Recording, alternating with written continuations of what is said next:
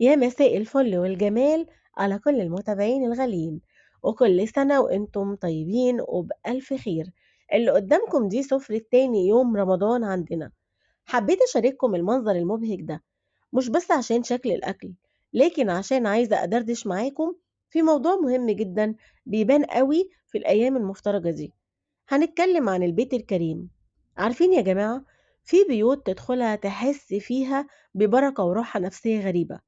مش شرط أبدا تكون السفرة عليها أفخم الأصناف، لكن نفس صاحب البيت وقبوله ليك بيخلي لقمته زي الشهد. الكرم ده مش مجرد فلوس بتتصرف، الكرم ده طبع وأصل وفن.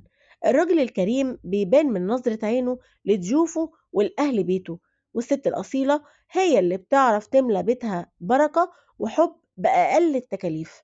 دايما بقول إن البيوت فيها كرم بيبقى فيها باين أمان وسكينة، لأن الكرم بيطرد البخل من النفوس قبل ما يطرده من الجيوب.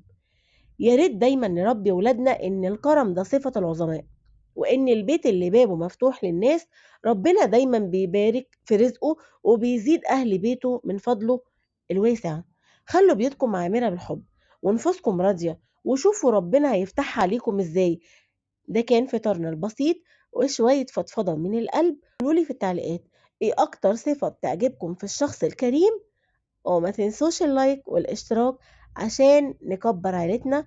واستنوني في فيديو جديد وفضفضة جديدة مع نبيلة البدوي. والسلام.